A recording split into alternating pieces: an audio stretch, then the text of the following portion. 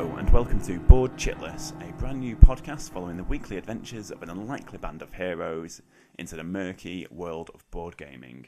I'm Aleksis Williams, and as always, I'm joined this week by Tristan Hall and Sam Lawton. This week's episode is sponsored by Gloom of Kilforth, a fantasy quest game. Gloom of Kilforth is an immersive RPG experience for 1 to 4 players that's great to play solo, competitive, or cooperatively. Visit allornothingproductions.co.uk for more information or to purchase a pre-order copy now.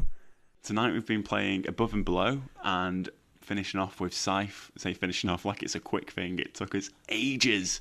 I did very badly indeed. We're just going to go around the table and give you some impressions on how we did this evening. Above and Below, I won, which is excellent. I think it's a really sort of solid introductory worker placement style game.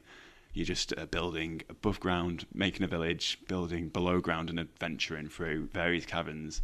It's a bit of an Arabian Nights style vibe with the tell each other some stories. It's very thematic. I got invested quite heavily in it.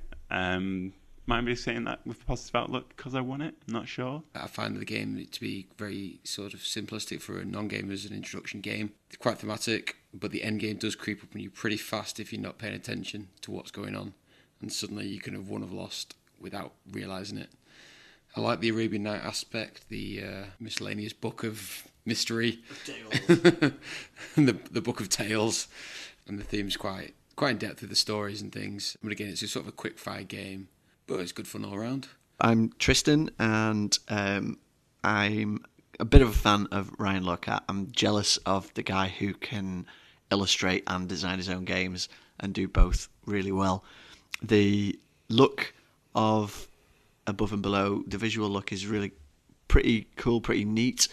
I prefer his artwork on the Ancient World, and I think I prefer the Ancient World as a game, to be honest. I think thematically it's more interesting, taking out the big titans and stuff. What I really enjoyed about Above and Below is, as has already been mentioned, the storybook.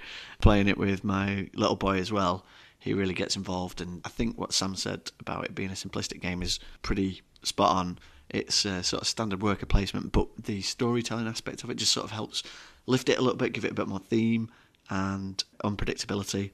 Although I think the reason Lecky won is that I got boned by too many adventures, and it had nothing to do with skill. It was just luck. I'm only kidding. It's a great little game, good looking game, and I'd like to play it more often. On to Scythe, starting with Lecky. Yeah, Scythe felt like we went on for quite a while. Probably did. It's not the fastest game in the world, but at the same time, it probably plays in half the time as some massive like Eclipse. My first impressions, well, second time I've played it, third time I've played it actually. First time I felt I actually made any headway with the game and I got the systems working anywhere near like they should have been. Making some nice efficient moves, getting an actual strategy together and managing to execute that partially before I forgot what I was doing and got sidetracked with some side quests. I felt like I was getting on really well with it, picking up quite a few victory points here and there. And then the end of the game came and I realised that I'd not paid any attention whatsoever to the cheeky build monuments around tunnels and get loads of points card, which Sam and Tristan obviously didn't ignore.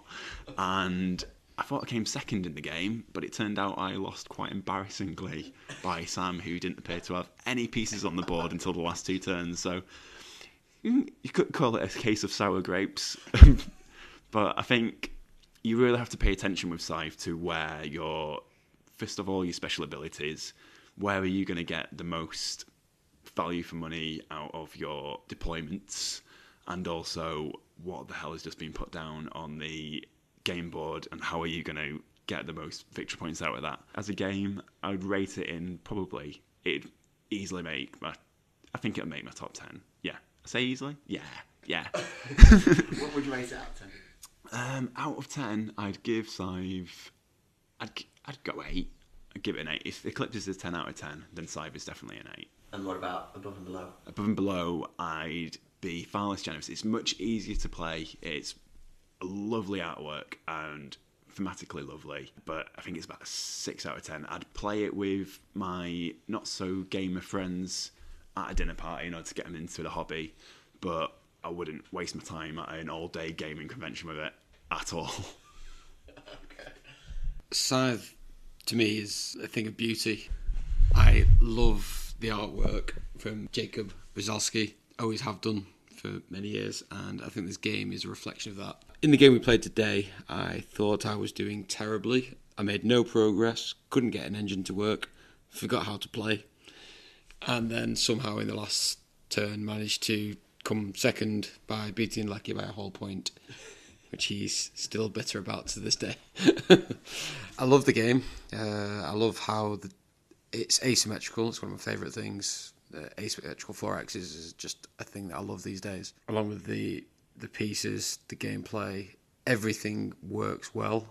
It still falls by the wayside to Eclipse for me, but then again, so do most games. I'm putting it up there, 8.5, similar to Lecky's score. I'd happily get this out a lot more than we do.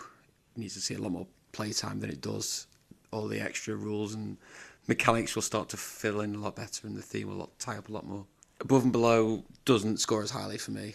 I wouldn't even give it a 6, to be honest. It's a little bit too simplistic for me as a more advanced gamer, I'd say. So maybe a 4, but I'd quite happily play it with younger people or people who are new to the genre. You know, not against the game. It's just not one I would proactively bring to the table in our regular group.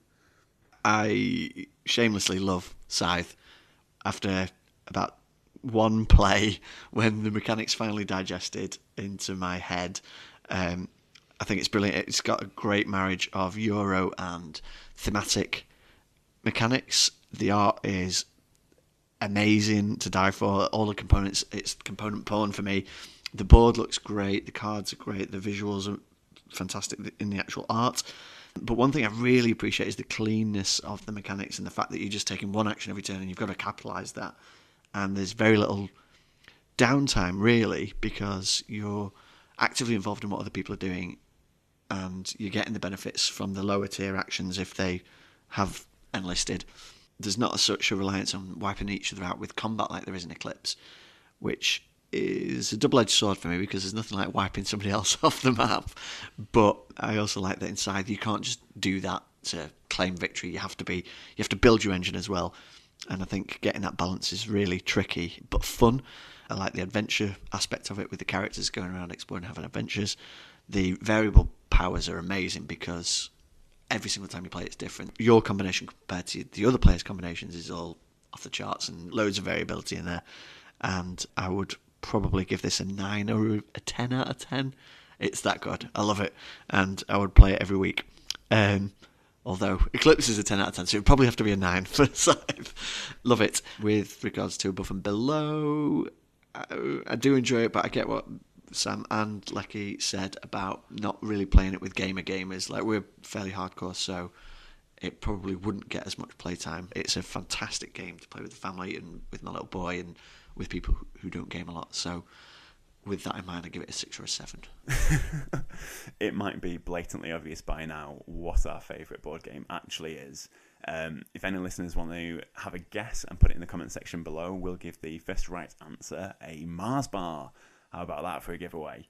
Thank you very much for listening to us this week. We'll be back next week with more games of some description. We'll try and work it out between now and then.